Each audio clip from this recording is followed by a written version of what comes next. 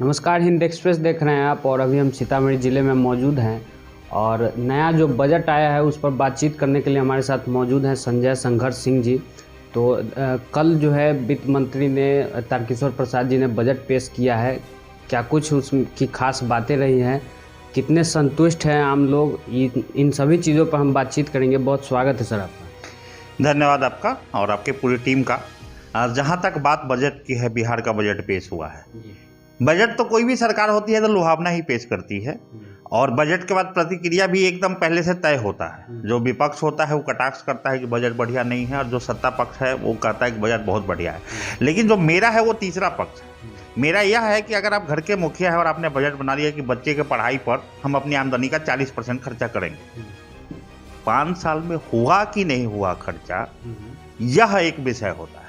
इस पे चर्चा नहीं होती। बजट तो लुभावना होता ही है। मैं ये मानता हूँ कि इस बजट में लगभग 48% अगर मैं कैलकुलेट करूँ तो ये गांव और क्षेत्र को दिया गया है। गांव मतलब ग्रामीण क्षेत्रों को दिया गया है, चाहे वो स्वास्थ्य के क्षेत्र में हो, पेयजल के क्षेत्र में हो, शिक्षा के क्षेत्र में हो।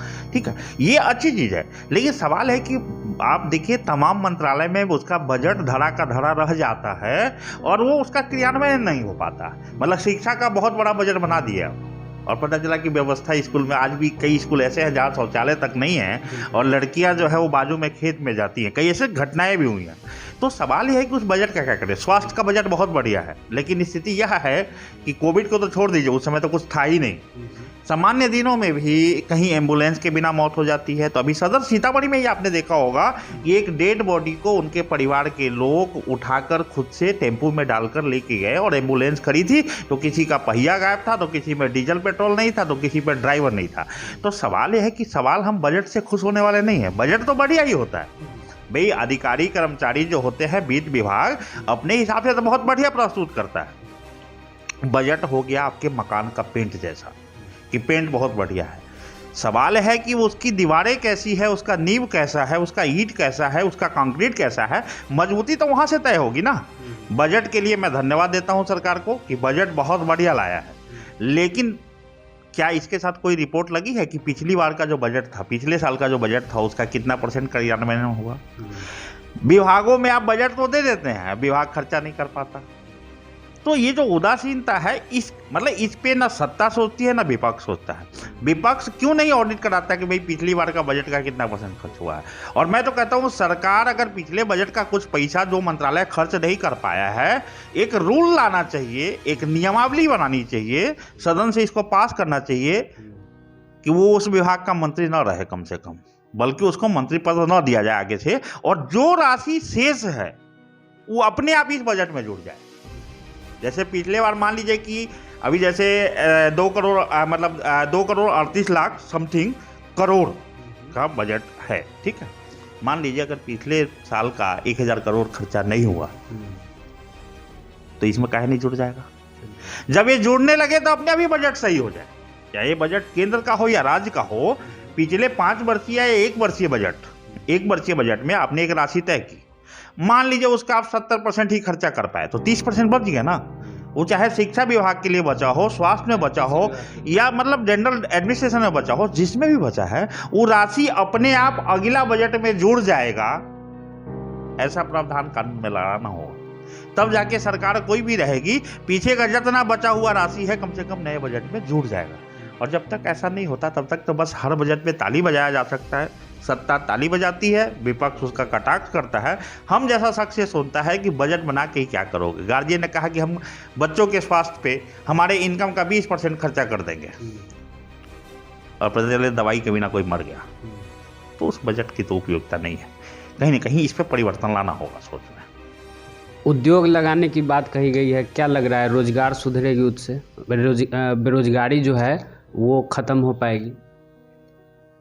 उम्मीद तो ऐसा ही किया जाता है और ऐसा करके ही बजट लाया जाता है। लेकिन आप जिस पावन धरती पे हैं, ये सीता की जन्मभूमि है। यहाँ उद्योग के नाम पे एक ही उद्योग था अभी तक। था इसलिए बोल रहा हूँ क्योंकि उसके बारे में कंफर्म नहीं हो पा रहा है वो जिंदा है कि मृत हो गया। सरकार तो उसको मृत घोषित करने में लगी है और किसान और मजदूर का इतना लंबित है कि वो लोग सोच रहा है कि पोस्टमार्टम भी करके डेड बॉडी में से भी कुछ निकाल के दे दो। किसान का पैसा लंबित। मैं बात कर रहा हूँ रीगा चीनी मिल का, जो इस क्षेत्र का एकमात्र उद्योग कह लीजिए आप। उसके अलावा तो कोई पापड़ बनाता हो और चटनी बना के बेचता हो, उसको भी आप उद्योग कह सकते हैं, तो वो बड़ा सूक्ष्म उद्योग हो गया। एक मध्यम श्रेणी का उद्योग कह सकते हैं। रीगा मिल को आप बहुत बड़ा उद्योग नहीं कर सकते हैं, ठीक है, मध्यम श्रेणी का उद्योग था, तो जो भी बंद हो गया। तो आप बजट कितना ही बड़ा बना लीजिए, हमको क्या उम्मीद रहेगी भैया? बजट से पहले या बजट के बाद अगर मैं उस मिल को चालू होता हुआ देखूं, तब तो मुझे लगे कि नहीं भाई, उद्योग के लिए अच्छा बजट आया है और इस बजट से उद्योग में बहुत सारी आशाएं हैं। भाई निराशा सामने है, मजदूर अलग परेशान है, किसान अलग परेशान है, सबका लंबित है पैसा। तो ऐसे में हमको बहुत ज़्यादा उम्मीद दिखती नहीं है कि बजट आ जाने से उद्योग बहुत सारे लगेंगे, ऐसा कुछ लगता नहीं है। जो है उसी को बचा लिया जाए तो वो भी एक बड़ी उपलब्धि होगी। आपके हिसाब से रीगा चीनी मिल को बचाने के लिए क्या किया जाना चाहिए? रीगा चीनी मिल को बचाने का दो तरीका है, या तो सरकार उसका अधिग्रहण कर ले, या फिर सरकार उसको किसी अन्य बिजनेस ग्रुप को दे दे, यह कह के कि तुमको बेचना नहीं है। एक बार की रिकवरी तो मिल बेच के भी हो सकता है। हो सकता है कि किसी दिन नीलामी हो जाए और कोई कबाड़ी खरीद ले और उसका पुर्जा अलग बेच दे। उससे हमारा समस्या सोल्व नहीं होता है, वो जगह वीरान हो जाएगा। अभी मोतिहारी का चीनी मिल ऐसा ही हुआ, किसी कबाड़ी ने खरीदा और जो होना था हुआ, आज उसकी जगह का बंटरबांट हो गया। कई नेता लोग तो हड़प भी लिए हैं। सवाल यहाँ यह है कि इसे किसी अच्छा बिजनेस ग्रुप को दे दिया जाए, सरकार उसको फाइनेंशियली असिस्ट करे और उसमें शर्त हो कि सबसे पहले मजदूर और किसान का भुगतान हो और मिल को चलाना हो। जरूरत पड़े, बंद हुई मिल है, 2 सीजन तो नहीं चला, लगभग मशीनें जाम हुई होंगी, 2 सीजन और नहीं चलेगा तो सरकार चाह के भी कुछ नहीं कर पाएगी, क्योंकि मशीनरी ही जवाब दे चुका होगा। अभी स्थिति है कि वो चालू हो सकता है। तो सरकार ये कह दे उस बिजनेसमैन को कि लो भैया, इस पोजीशन में तुम टेक ओवर करो, तुमको हम फाइनेंशियली असिस्ट करते हैं। क्योंकि जो पुराना ओनर है वो एनपीए है, उसको 1 रुपये का लोन किसी बैंक से नहीं मिल सकता, लेकिन नया ओनरशिप आएगा तो वो एनपीए के दायरे से बाहर होगा, तो उसको कहीं से लोन भी मिल सकता है। और बोले तुम अगले 5 वर्ष तक हम तुमको असिस्ट करेंगे, तुमको नुकसान जो होगा वो सरकार वहन करेगी। अगर इस शर्त पे भी एक मिल प्रारंभ हो जाता हो तो कितने लोगों का रोजगार जुड़ा है? 600 मजदूर सीधे या अप्रत्यक्ष रूप से जुड़े हुए हैं, किसान पूरा जुड़ा हुआ है। तो आप समझ लीजिए, गन्ने के लिए हम पहचाने जाते थे, हम जाने जाते थे, और आज हमारे यहाँ छठ पवनी में गन्ना ढूंढने जाना पड़ता है, यह स्थिति हो गई है। तो सरकार को इसको अपने ऊपर लेकर चलवाना चाहिए और उस बिजनेसमैन को कहना चाहिए कि ठप हुई मिल को तुम चालू कर रहे हो, पुनर्जीवित कर रहे हो, इसलिए तुमको हम स्पेशल पैकेज देंगे और 1 साल का नहीं, अगले 5 सीजन तक तुमको जो नुकसान होगा वो सरकार बेयर करेगी, लेकिन शर्त है कि इस मिल को तुमको चलाना, तभी कुछ हो सकता है। अच्छा, बजट में आपके हिसाब से और क्या कुछ होना चाहिए जो नहीं हो पाया है? देखिए, मैं वही कह रहा हूँ कि बजट जो है, बजट में तो अब हम नागरिक हैं, हमारे हिसाब से तो आप जितना ज़्यादा बड़ा बजट बनाओ उतना बेहतर है, लेकिन हम तो जानते हैं ना कहाँ से बनाओगे बजट। 6-6 महीने मास्टर का तनख्वाह नहीं दे पा रहे हो। हेलीकॉप्टर जब दारू ढूंढने में निकलेगा उसका ईंधन कौन देगा? मैं तो कई थाने में जीप खड़े देखता हूँ जिनके पास डीजल पेट्रोल नहीं होता है। कई बार वादी को कहा जाता है भैया इसमें डीजल डलाइए तो हम चलेंगे आपके अनुसंधान में। तो प्राथमिकता क्या करना होगा? हम लोग क्या चिल्लाए? विपक्ष ही कह सकता है, सत्ता पक्ष कह सकता है बढ़िया है, विपक्ष कह सकता है खराब है। हम लोग तो समझ रहे ना क्या चिल्लाए। पिताजी के जेब में पैसे नहीं हैं, फरमाइश हम कितना भी कर ले, उम्मीद कितना भी उनसे बना ले, तो उससे कुछ होने वाला है? हम तो जानते हैं कि राज्य सरकार की स्थिति क्या है। दारू के पीछे ऐसे पकड़ाया हुआ है व्यवस्था कि पूरी व्यवस्था छोड़ के दारू के पीछे लगा होगा। तो दारू से रिवेन्यू समाप्त हो गई, जो आ रहा था वो तो आया नहीं, और उसको ढूंढने के चक्कर में हेलीकॉप्टर से, आप समझ लीजिए, हेलीकॉप्टर आपदा विपदा में यूज होता था।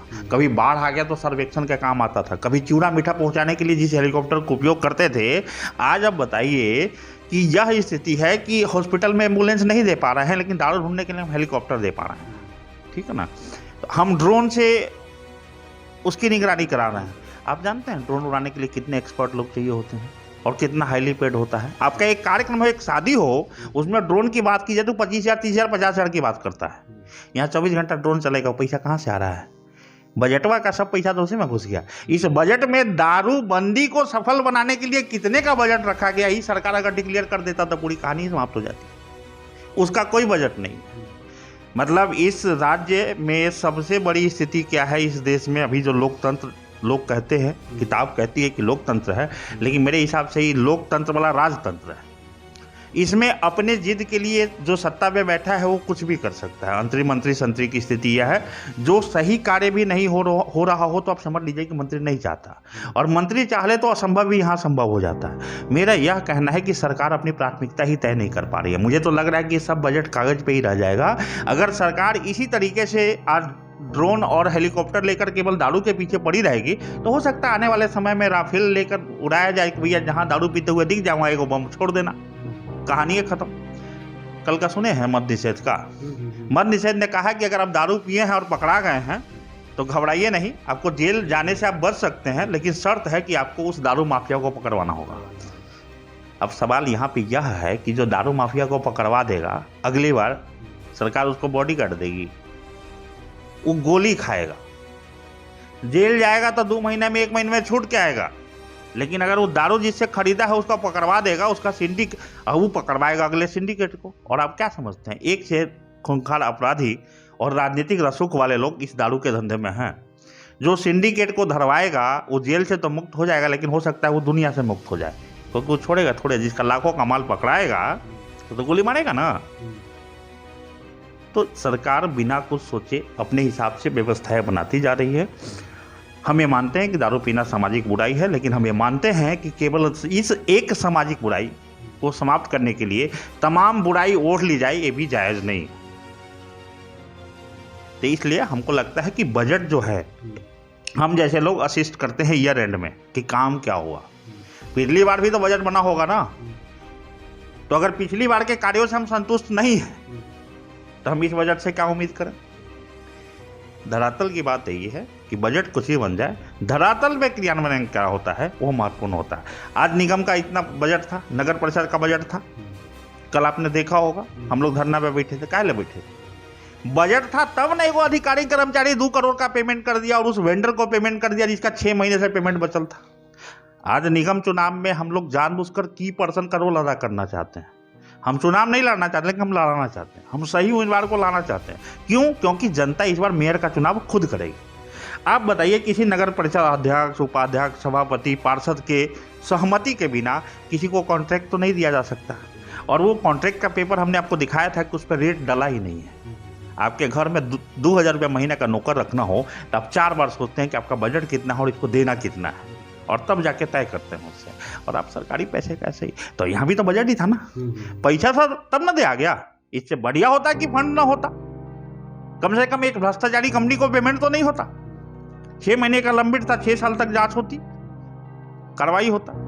तो बजट होना कई बार दुरुपयोग भी होता है। हम आपको बता दें, आप गौर कीजिएगा, तमाम बजट में एक ही फंड है जो लगभग 100% इंक्लूडिलाइज होता है, कई बार 120% हो जाता है, 125% हो जाता है, और वो विभाग है जनसंपर्क, जिसमें सरकार विज्ञापन देती है सरकारी। और तमाम सरकार में वही वाला फंड ज़्यादा खर्चा होता है, मतलब जो कर रहे हैं उसको दिखाने में जो खर्चा करने का फंड है, जनसंपर्क का जो फंड होता है बजट में, वो 100% क्या, वो कई बार 150% हो जाता है। जितना नहीं रहता है बजट उतना भी खर्चा हो जाता है, लेकिन बाकी विभागों में नहीं हो पा रहा है। हो पाता तो आज शहर में आपके बाईपास व्यवस्थित होता, हो पाता तो धार्मिक न्यास के माध्यम से आज हम लोग को सीतामढ़ी, मतलब सीता जी के जन्मस्थली के रूप में पूरा देश जानता। दुर्भाग्य का विषय है कि जब हम यहाँ से बाहर निकलते हैं, बिहार के ही किसी सुदूर कोने में चले जाइए और सीतामढ़ी कहिए तो लोग पूछता है, हाँ एक बार देखे थे टीवी पर, अरे जहाँ और अयोध्या की बात कीजिए, लोग अच्छा हाँ बराबर देख। तो मतलब मेरे ये कहने का मतलब है कि देखिए, बजट कुछ भी हो, धरातल पे क्या आता है वो हमको संतुष्ट करेगा। चलिए, बहुत धन्यवाद सर आपका। Thank you. तो ये थे संजय संघर्ष सिंह जी, जिन्होंने बजट पर खास बातचीत की हमने इनसे, और इन्होंने कहा कि बजट हर बार आता है, लेकिन एक नया उसमें कानून लाया जाना चाहिए कि पिछली बार का जो भी राशि बचा हुआ है वो अपने आप नए बजट में ऐड हो जाए, ताकि कार्य करने में सही हो। फिलहाल आप हिंद एक्सप्रेस देख रहे थे सहयोगी सत्यम के साथ, मैं सौरभ। धन्यवाद।